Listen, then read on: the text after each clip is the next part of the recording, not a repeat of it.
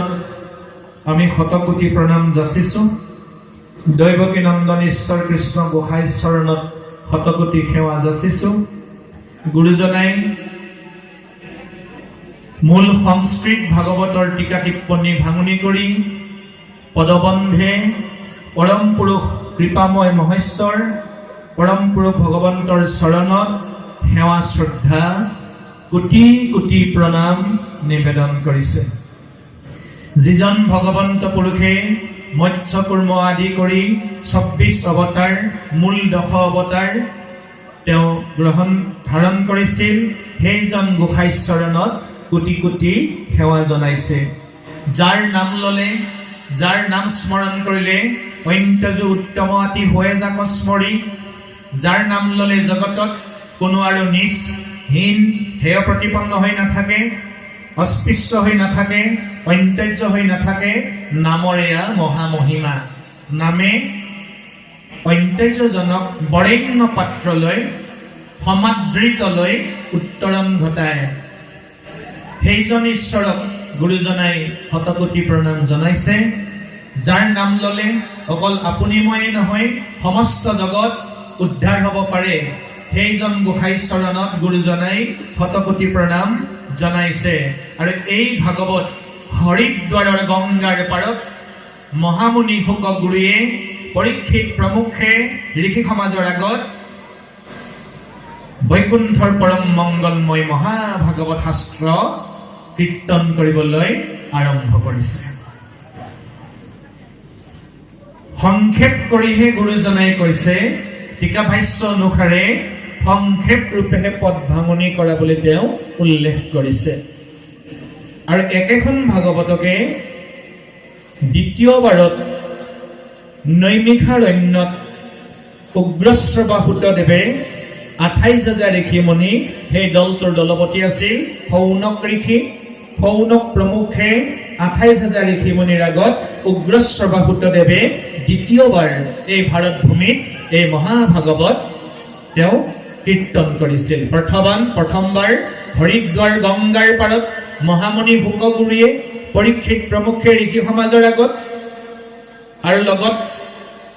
কিছু দূৰত আছিলে উগ্ৰশ্ৰৱা সুত, আৰু সেই উগ্ৰশ্ৰৱা সুতেই দ্বিতীয়বাৰ নৈমিষাৰণ্যত শুকগুৰুৰ নিৰ্দেশ অনুসাৰে ২৮,০০০ ঋষিমুনিৰ আগত তেওঁ কীৰ্তন কৰিছিল। নৈমিষাৰণ্যত মান সন্মান শ্ৰদ্ধা সহকাৰে উগ্ৰশ্ৰৱা সুতক শুকগুৰুৰ আসনত অধিষ্ঠিত কৰাই, অলংকৃত কৰাই মান্যতা সহকাৰে অত্যন্ত বিনম্ৰতাৰে সৌনক ঋষিয়ে নিজৰ কথাখিনি স্বীকাৰোক্তি কৰিছে যে হাজাৰে বছৰ আমি কি কৰিলো ঋষি সমাজে, যাগ যজ্ঞ পূজা পাতল বলি বিধান তন্ত্ৰ মন্ত্ৰ হোম শ্ৰাদ্ধ বিধি, বোলে হে গুৰুদেৱ এইবোৰ কৰি মাত্ৰ আমাৰ দেহ ধোঁৱা বৰণীয়া হ'ল, আমাৰ আয়ুস ব্যৰ্থে গ'ল, আমাৰ লাভালাভ একো নহ'ল। বোলে সম্প্ৰতি বৰ্তমান হে গুৰুজন আমাক আৰু বেলেগ কথা নালাগে, এই মুহূৰ্তৰ পৰা আমাক কি কৰক,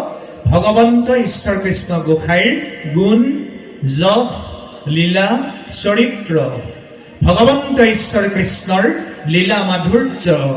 আমাক শ্ৰৱণ কৰাও। কলিযুগৰ শ্ৰেষ্ঠ ধৰ্ম, কলিযুগৰ প্ৰধান ধৰ্ম ভগৱন্তৰ গুণানুকীৰ্তন। এতেকে বোলে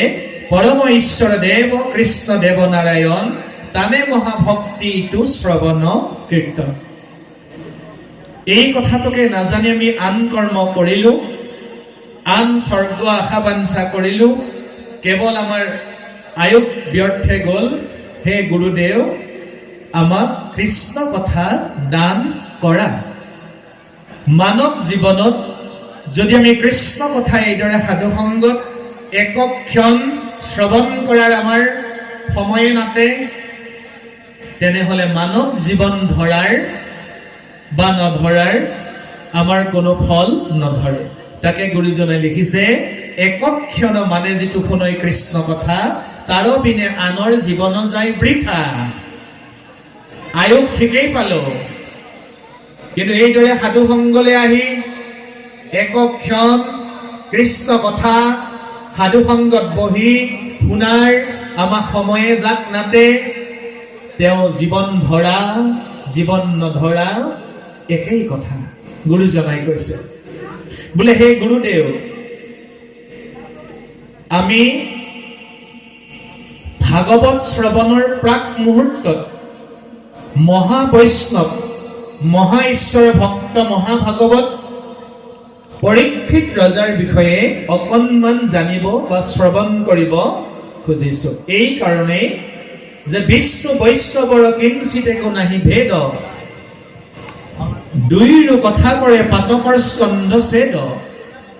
ভগৱন্তৰ গুণ গালে ভগৱন্তৰ গুণানুকীৰ্তন কৰিলে পাপ বিনাশ পুণ্য সঞ্চয়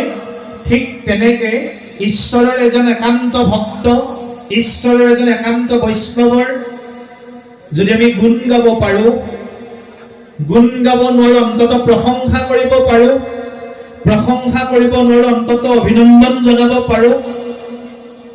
অভিনন্দন জনাব নোৱাৰো অন্তত তেওঁৰ ওচৰত বহিব পাৰো মাৰ্গদৰ্শন কৰে দিছে বা তেওঁক স্মৰণ কৰিব পাৰো সকলোতো পাঠ কৰিব নোৱাৰো কিন্তু সেই কীৰ্তন কৰাজনক যদি আমি স্মৰণ কৰিব পাৰো অভিনন্দন জনাব পাৰো প্ৰশংসা কৰিব পাৰো শ্ৰদ্ধা জনাব পাৰো বা তেওঁ গাওঁতে শুনিব পাৰো বোলে সেই মহাবৈষ্ণৱজনৰ গুণ গালেও কি হয় পাপ বিনাশ পুণ্য সঞ্চয় এতেকে গুৰুদেৱ পৰীক্ষিত মহাবৈষ্ণৱজনৰ বিষয়ে আমাক ভাগৱত শ্ৰৱণৰ প্ৰাক মুহূৰ্তত তেওঁৰ বিষয়ে অকণমান কওঁ আমি পৰীক্ষিত ৰজাৰ বিষয়ে জানিব বিচাৰিছো তেওঁ তৰুণ কালত কেনেকে শৰীৰ ত্যাগ কৰিব লগা হ'ল কৃষ্ণত মহাভকত আছিলে হৰি স্মৰণ কৰি কেনেকে নৰদেহ ত্যাগ কৰিব লগা হ'ল হে গুৰুদেৱ কহিও তাহান জন্ম সুত মহাভাগ হে গুৰুদেৱ তেওঁৰ জন্ম কৰ্মৰ বিষয়ে অকণমান কওক বোলে দেৱৰো দুৰ্লভ শুকমুনি মহাভাগ দেৱতাই যাক বিচাৰিলেও নাপায় সেইজন শুকগুৰুক পৰীক্ষিত ৰজাই অপ্ৰয়াসে অযতনে কেনেকে লাভ কৰিলে সেই বিষয়ে অকণমান আমাক কওক বোলে বৈকুণ্ঠৰ শাস্ত্ৰ যি বেদান্তৰ তত্ত্ব 7 দিনে কৈলাশ যিটো মহাভাগৱত 7 দিন 7 ৰাতি যি শুকগুৰুৱে ভাগৱত কলে কেনেকে তেওঁ তৰি গল কাল তক্ষকে কি ৰূপত আহি দংশন কৰিলে কেনেকে তেওঁ ভাগৱত শ্ৰৱণ মাত্ৰকে গতি পালে বোলে গুৰুদেৱ বৈষ্ণৱৰ বৃত্তান্ত শুনিব ইচ্ছা আছে কহিও কহুত আন কথা শুনো পাছে বেলেগ কথা আমি পিছত শুনিম আগে এজন মহাবৈষ্ণৱ এজন মহাভকতৰ বিষয়ে আগে শুনিম চাওক প্ৰভুসকল ভাগৱততকৈ প্ৰাধান্যতা দিছে ভাগৱতৰ কথাতকৈ প্ৰাধান্যতা দিছে এজন ঈশ্বৰৰ একান্ত ভকতৰ গুণানুকীৰ্তনক ভাগৱততকৈ আগস্থান দিছে এজন ঈশ্বৰৰ একান্ত ভকতক অৰ্থাৎ তাৰ প্ৰমাণ পৰীক্ষিত ৰজা ইমান সময়ে উগ্ৰশ্ৰবাহুত নৈমিষাৰণ্যত শুকগুৰুৰ আসনত অধিষ্ঠিত হৈ বিনম্ৰতাৰে আগবঢ়োৱা আবেদন নিবেদন শৌনক ঋষিৰ আবেদন নিবেদন তেওঁ খুব মৌনতাৰে শুনি আছিল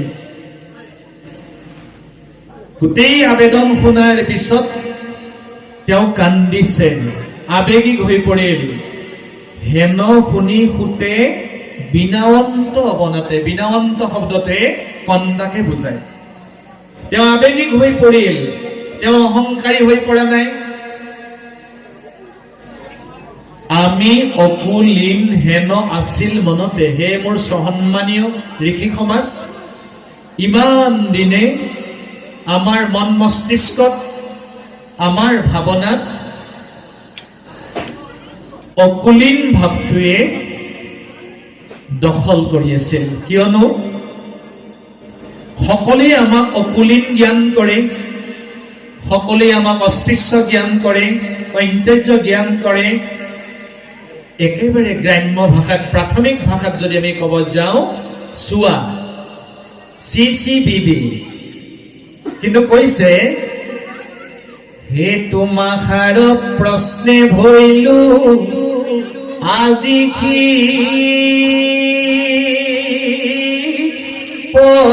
পবিত্ৰ শুনা যে নজানো কহো কৃষ্ণৰ চৰিত্ৰ হে মোৰ সন্মানীয় ঋষিসকল হে মোৰ শ্ৰদ্ধাৰ গুৰুসকল আজি আৰু মোৰ সেই ভাৱনা মোৰ মনত মোৰ মস্তিষ্কত সেই অকুলীন সেই অন্ত্যৰ্য সেই অস্পৃশ্য ভাৱনা এই মুহূৰ্তত নাই কিয় তোমাখাৰ প্ৰশ্নে ভইলো আজি কি পবিত্ৰ যি ঋষিসকলে তেওঁক ইমান দিনে অস্পৃশ্য জ্ঞান কৰি আছিল সেই ঋষিসকলৰে একাংশ ঋষিমুনিয়ে কি কৰিলে তেওঁৰ মনৰ পৰা সেই ভাৱনাটো দূৰ কৰি দিলে সিমানেই নহয় তেওঁক গুৰুৰ আসনত অধিষ্ঠিত কৰালে ভক্তিত তেনে কোনো জাত্যাভিমান জাত পাত উচ্চ নিচ ভেদাভেদ এইবোৰ ভকতিত স্থান নাই বা নাথাকে গুৰুজনাই মুকলি কৰি দিছে